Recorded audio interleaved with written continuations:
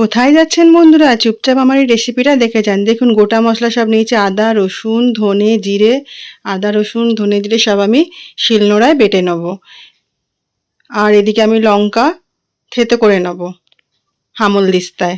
আর পেঁয়াজ কেটে রেখেছি। এবার আমি কড়াইতে গোটা গরম মশলা, শুকনো লঙ্কা, তেজপাতা ফোড়ন দিয়ে পেঁয়াজ বেশি লাল করবো না, হালকা করে ভেজে নেব। মশলা আমি বেশি বাটিনি, মিহি করে। আদা রসুন পেস্ট দিয়ে দেবো।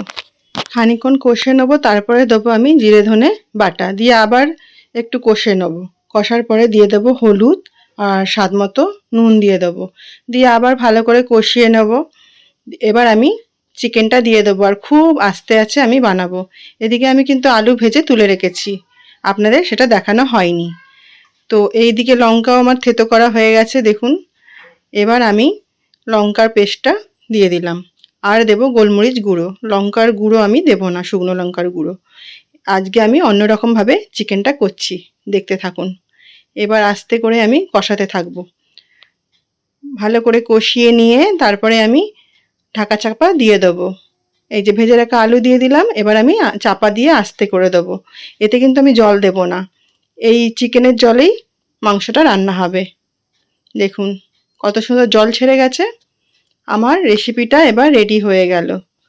তো একদম ইজি রেসিপি, সিম্পল, কোনো রিচ করিনি। আর খেতে সেই স্বাদ হয়েছিল। কেমন লাগলো আমার রেসিপিটা? যদি ভালো লেগে থাকে আমার চ্যানেলটা লাইক, শেয়ার, সাবস্ক্রাইব অবশ্যই করে দেবেন। Tata, bye bye, thanks for watching.